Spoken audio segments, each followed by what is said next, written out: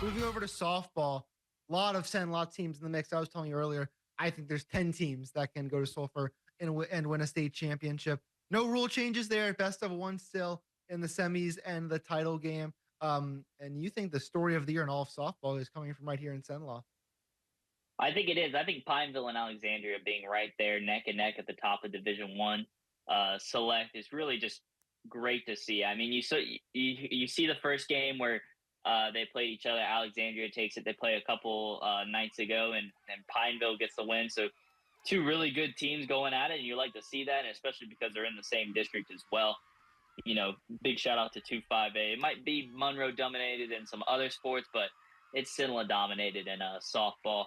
I'm interested to see though if they meet again. You know, if that state championship is lined up to be that would be like the perfect storybook ending for a Cenla season. A lot of other Cenla teams right there in the mix. You mentioned Buckeye, Tioga in Division One select is right behind Ash and Pineville. LaSalle is number one in their bracket right now. Gina is having a great season.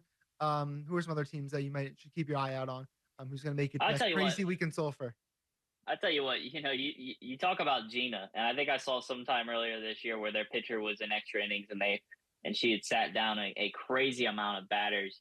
And pitching can be really key here, and also it comes down to hitting as well. But you talk about LaSalle. LaSalle's having a really, really good season. Kind of someone that might not have been getting the looks needed at that level to kind of see that, hey, look, this team is legit. You've got the defending champs Montgomery in that division. Yep. They're sitting down there, and they're not far off the top. And trust me, once you get to that state tournament, you could pretty much throw seedings out the window. If it was a best of three, which I don't think softball needs to adopt the best of three, then maybe absolutely you could say, not. Please do not. No best of three for softball.